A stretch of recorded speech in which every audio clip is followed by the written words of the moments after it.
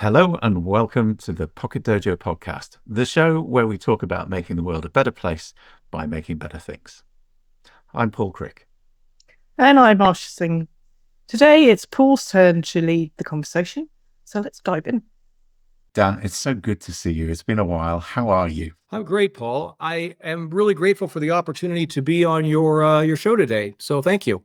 Well, thank you for saying yes. I think in the world of coaching, you stand out as one of the leading voices to talk about the topic in a way that is really helpful for people out there trying to figure out how they get their people and their teams to work together better. So I'm curious because maybe the place to start is thinking about, we've all come through this pandemic, we all went to virtual working, and now there's this mishmash of things going on. We've got return to office mandates. We've got other people that are proving that in certain circumstances productivity increases because there's more freedom to work. What are you seeing among leadership teams and in teams in general post-pandemic? What's going on from your point of view? Well, it's a great question. I think that post-pandemic, some of the things that you just described are new and emerging challenges for leaders today. However, I still think that the fundamental issue in coaching, and there are a number of good coaches out there, executive coaches and consultants that work with people. However, and I don't want to knock that, I just say the large majority of executive development and coaching that takes place today is still very much individual based. It's still focused on the individual, which is valuable because an individual is a component of a team and a part of an organization. But about 15 years ago, I realized that simply working with individuals wasn't a big enough lever to create sort of transformation, ownership, cultures, really resilient strategies.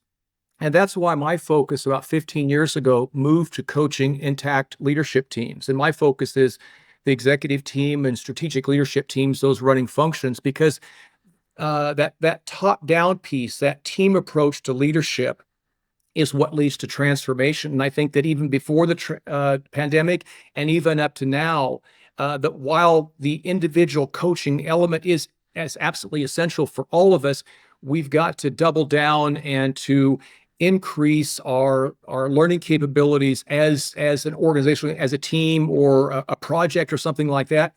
And the fact is only 3% of senior leadership teams have any sort of plan for continuous improvement in their leadership team.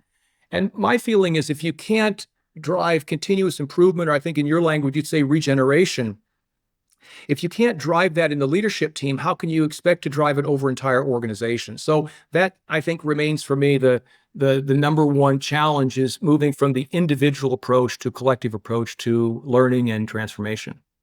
Yeah, I really like that because you touch on something that's interesting for me, and I don't know the answer, so it might be worth exploring. What do you think prevents teams from being willing to work together? In your experience? My reference point is the senior leadership team. That's usually the CEO and her team or a senior strategic team driving supply chain and or production or something of that nature. Let's first, put ourselves in their shoes.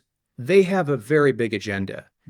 Every day they come in, they're just pressed with different things on their dashboard or problems that they're attempting to solve. And so there's a whole lot of firefighting going on out there. And I think that at the senior team level, and these people are the top of their game. So, and they're very occupied. So I think you have to, let's say, choose the right approach. Words like training or programs or something that looks too structured, it's just not going to get on their radar because they're going to see it as a consumption of their time. And so I think that I've been particularly successful because I've been able to, let's say, translate what I do in the language of the senior executive. That is, what are you trying to accomplish in your business? And how does the leadership team contribute and hinder the pursuit of that goal and then kind of work it through the back door? So I think that it's busy agendas, number one. It's number two, thinking that, I've already done all this stuff. I'm on top of the game. And three, and something I know you've talked about also at length that I've seen you talk about is the, let's say the lack of vulnerable expression in senior leadership teams. I think this is core to a leadership team willing to be open to accept outside help, to be able to listen and learn, is to have a degree of vulnerability. And we see that leaders that do have let's say, a higher vulnerability index can say, hey, I don't know what to do here and I need help. It's not a sign of weakness, it's a sign of strength. It's even a story that I use to open my book about leadership teams. So I think vulnerability is also the higher the vulnerability index in a leadership team, the more willing, there's a direct correlation to the degree that they're willing to be coached or advised, or let's say take some outside reflection in. And I think there's potentially some issues around that word vulnerability because people say it in different ways. What's your experience if you think about the spectrum of meaning that people give to it? What have you come across? Well, I think three things. I think vulnerability in many contexts might signify a weakness. An animal is vulnerable. They've been hurt. They're not at full capability. Sometimes we've also put it in genders. Women perhaps more vulnerable than men. I mean, it's a stereotype, of course, but it's just sort of a thing there.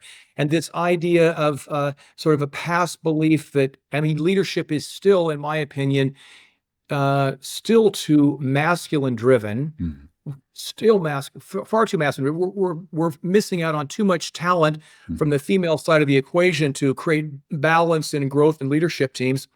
And I think that at the senior leadership team level, there came an impression that I've got to show myself as being perfect or immortal or bulletproof. And of course that's really counterproductive, because then if you can't ask for help, I see in so many situations where senior executives, and I'll just turn and say, Charlie, what are Tom's three biggest pain points? What's he really struggling with? And Charlie says, I wouldn't have any idea. And I said, I don't want to make you guys feel bad, but guys, if you don't understand where the other people are having pain points, how can you possibly help them?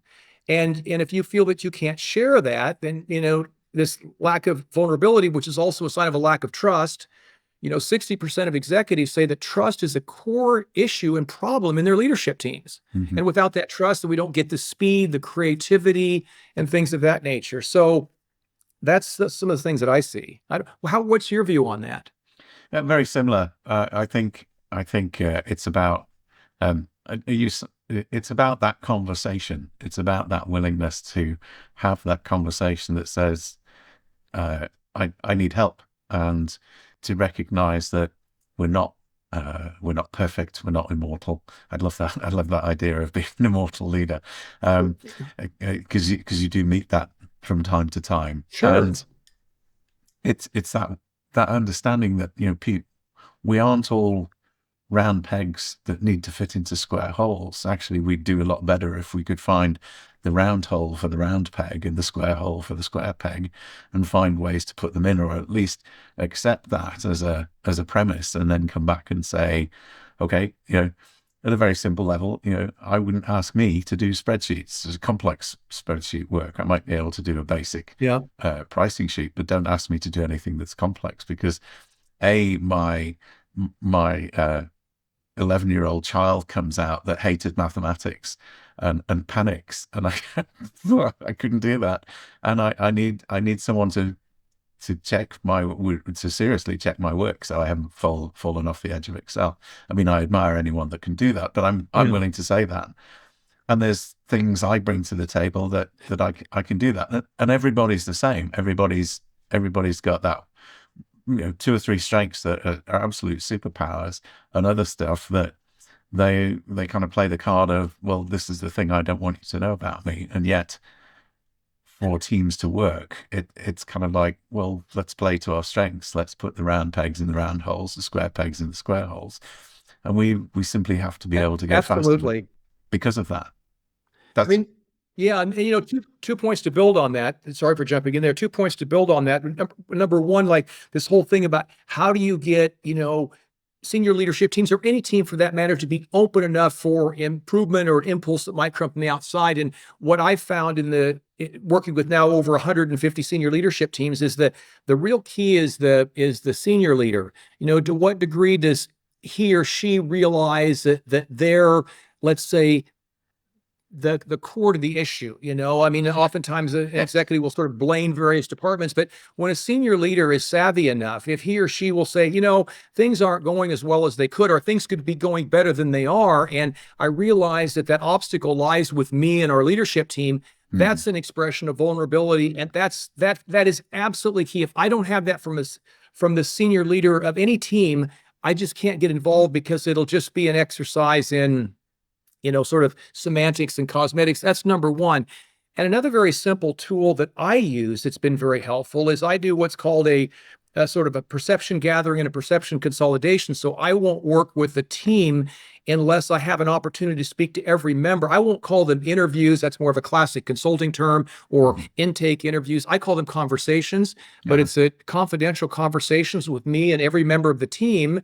It's a confidential. However, I do get their permission to share in an anonymous form some of the key insights of how they see themselves, the team, the business, the strategy, and that comes together. It's not a real, let's say, analytical report. It's more of a conversation in different categories.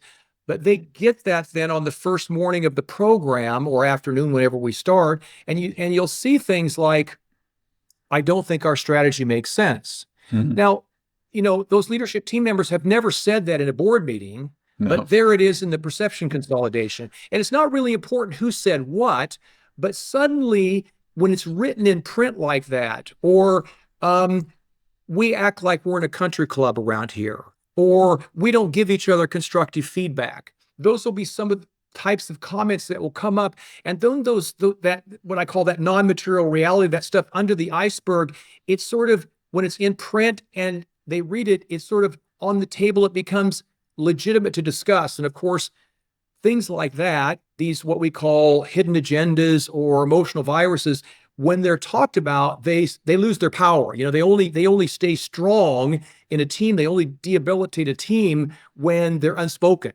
And so that's just kind of a small little nuances that have really worked well in helping teams sort of clear some of that blockage and move forward. I really like that as approach in terms of digging into and finding non-attributable ways of bringing the issues from out under the carpet into the open, so that everybody can stand around it and have a look and go, oh, I kind of knew it was there, but I didn't know it looked like that. Or my take on it is this, or it's not that, it's this. Those kinds of conversations. Yeah, and then coming back to what you said earlier about the spreadsheets or playing to our strengths, sometimes in larger groups, sometimes we'll have larger groups of, could be as large as 40 leaders coming together for an integration project or a footprint program. And you might have leaders from Asia or North America and from all over Europe. And then to have a perception consolidation of 40 conversations, it just gets too big to work with. Yeah. So there we might work with visualizations. We might take, let's say, for example, if there tend to be some cultural misunderstandings in this larger population, you might put, the French delegation and the American delegation and maybe the German delegation in 3 different groups, and say, how would you visualize the way this leadership group collaborates? And with no words, they have to draw a painting. And then you'll also get kind of the comments that you were saying, like, oh, I can't paint, or, oh, I was never good at art, or, give me a PowerPoint slide and I could do anything. But those pictures become very vivid reminders of how people experience it. And of course, it's just a perception. And what I remind people is that, the Germans have a great word for perception. It's Wahrnehmung. And Wahr means truth, and Nehmen means take. So let's say in the German sense, I'm based in Munich, that perception means the truth I take from a situation. We might go somewhere and be part of a meeting. You might have one perception of what went on because maybe it was your agenda to move forward. I could have a totally different perception because maybe my issues didn't get addressed. And if we don't exchange those perceptions, it's hard for us then to work together for common goals. I love that. I love that as the idea of painting. I've taken the idea before of juggling, of just as an exercise. You'll ask people in a group of leaders in a room to go and grab some like little hacky sacks, the soft juggling balls. Yeah. And it's amazing how many go and get 3. And then they come back and they stand in a circle. And then the first question is, so how many of you can juggle with three balls? And usually 1 or 2 hands goes up. But the question then becomes, so why did you all pick up 3 balls if you can't juggle with 3 balls? And then we go back to basics and uncover through play what it's like to do that. And then we say to people, so why aren't you helping those of you that can juggle? Why aren't you helping the ones that can't? And then that becomes a different conversation of slowly lowering the waterline on some of the behaviors without being too confrontational, that just through the process. So I love the idea of painting. I think that's really, really powerful. And I really like that example too, because at the end, the example that you share about juggling, because at the end of the day, it's not, how good one person can be. It's, do we have everybody in the group who can do what needs to be done to achieve, and that's really one of the essence of leadership, right? Is to enable others to act, to engage people. So I really like the way you shift that into creating a learning moment for people. It's cool. I think that's what I'm trying to explore in figuring out how do we address the spaces in between people. How do we get people to see that they're more the same than they are different, but also to celebrate the differences. Just so we don't want everybody to be a cardboard cutout, which I know some organizations want you to be. It's like, here's a job description and here's the performance profile, and when you fit that performance profile, then you start to move through the hierarchy and through the ranks and increase your responsibility. And I understand why that helps. Can't help wondering if we're moving on from that now to say everybody has the potential within them. It's kind of like almost everybody leads in some way, shape, or form, and everybody follows in some shape or form. So how do we move people towards accepting that and bringing that out? Because the answer is always in the room, and the answer is never. Yeah. The answer sometimes never comes from the person you expect it to come from. Someone will pipe up and say, well, how about we try this? And it's someone that doesn't normally speak on to that matter, or is perhaps a little quiet, and everyone goes, oh, that's a great idea. I mean, this is just really, really profound. I'm thinking, my brain's thinking right now, oh, Paul, that should be your next book. This, space between, what do you call it? Space between the solid, space between the people, space. I mean, it's just that gray space between is such a valuable area for, creating understanding and value. And I hadn't thought of it in the words that you said that, but let me give 2 examples where that shows up in the work that I do. Sure.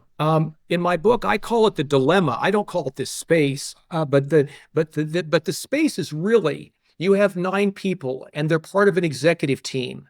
But the reality is, they identify with running their function, whether that's supply chain or production or sales or R&D or marketing. And if you talk to these people, and I don't want to make a stereotype here, but often they'll say, Dan, why won't they just let me do my job? And I'll say, well, how do you see your job? And they say, that's running my function. I have 2,000 people in supply chain. I'm responsible for supply chain activities worldwide. That's my job. And I said, well, aren't you also a member of the executive team?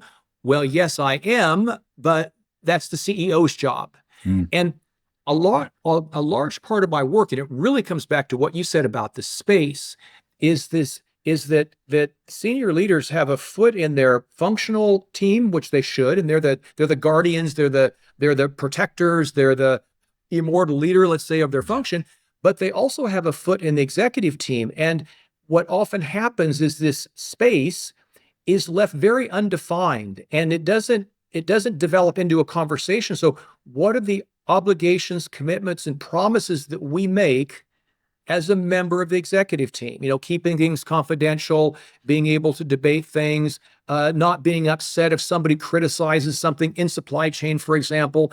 And I call it the dilemma. And if you can't, come to grips with that as a team, and I'm not saying there's a right answer. Not every shoe doesn't fit all, but that's a space there that you've got to work on, and that's really, really important, because it could be in some situations, if I'm, let's say, head of marketing, it could be that the company's trying to make some decisions, and I may have to take a decision that's bad for my function, but good for the business overall. I mean, that's a tough call, but that also happens. So I think that's one real big space in my business that you've helped me maybe think how I can look at that a little bit differently. And the second is between even organizational functions, between, let's take quality and production, for example.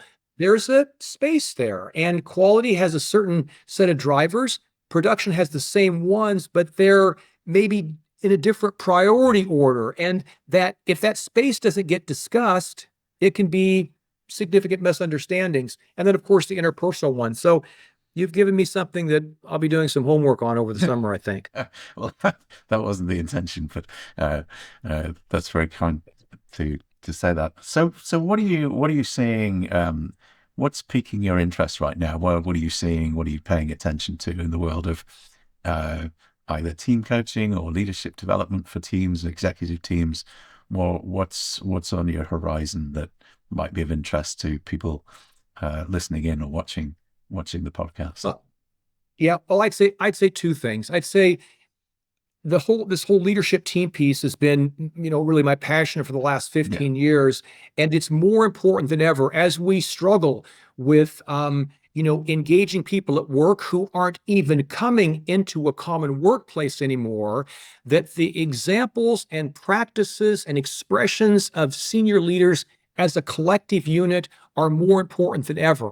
So this, it doesn't mean that you have to become artificial or do things that aren't natural to you, but I think teams greatly underestimate how others perceive them and the power in this perception, So it isn't about being liked by everyone, but it's developing a really cohesive unit, which is very principles-based, which is very values-based, which is very people-centered and results-oriented. Because the majority of people want to be part of a high-performance organization, but they want to understand how it works. So I think that's one thing. Is just like giving all leadership teams to just step in the shower together. They can keep their clothes on, but just really to shower together, almost have a rebirth or a regeneration. I think that's number one. And I think the second thing is, I listened to your podcast this week on Justin with the building the way that building in a sustainable way. And he's talking about, how supply chains and things like that aren't even developed yet. You can't even see the end of the supply chain, and materials are a different thing. And so I think the second thing is about strategy and being able to develop strategies that are lighter, that are more agile, that are faster to develop, and not this huge rollover 5-year planning process. I know that's tough for large organizations. But it's absolutely critical. So I think it's that leadership team identity and how they express themselves. And I think it's also about having rapid, in the moment building strategies that allow people to address challenges. I mean, next week I'm going to Shanghai to work with the leadership team. It's a German-based organization. They're very deep in the automotive, fourth generation organization, fourth generation leadership, privately held. And they've made the shift. They're making the shift to e-mobility. So electric motors, and that's a big jump if you've gone from building things in the combustion world for many years. And they realize that the real hot spot for electromobility is in China. And so the entire team is going, and I'm going to accompany them and hopefully ask some thoughtful questions. And we're going to spend a week in China meeting with suppliers, looking at their manufacturing facilities in China, and getting a closer look at that. So again, almost recreating the strategy on the ground there when we're there next week. That sounds really, really exciting. I'm envious. Do you need anyone to carry your bags? Well, I don't know. It's going to be 37 degrees centigrade, so my wife opted out of that trip. Yes, that sounds warm. I'll let you know. Maybe we'll have a debriefing afterwards, because you've got a big, strong background in sustainability, which is, I think at the moment, not the strongest impetus for them, but it's in there. So maybe towards the end of the summer, we'll have a a reboot together and put our heads together on that. That sounds really interesting. Dan, thank you so much for being such an articulate and wonderful guest, sharing your experiences and knowledge. If people want to find you and find out more about your work, or even get in touch, what's the best way to do that? Well, they can go to my website. That's dannorenberg.com. I'm based in Munich, Germany, and I'm fairly active on LinkedIn, commenting on ideas that I think are valuable, trying to highlight those. And I also share content. I will say that towards the end of the month, towards the end of July, I am going to take a 6-month sabbatical. Okay. And so if I don't respond to people right away, it's because I'm sort of reflecting in a regeneration process myself. Okay. And I think every 5 or 10 years, you've got to do that. And so I've got permission from my boss at home to do that. And but usually through LinkedIn or the YouTube videos, which I post, share pragmatic examples about how to work yourself out of difficult situations, is also available under my name. And that's how you can find me. Yeah, those videos are fantastic, and I highly recommend them to anyone that's interested in how to deal with knotty problems in team settings. Dan, thank you so much. It's been a pleasure. Thank you, Paul. Pleasure was mine. Thanks a lot.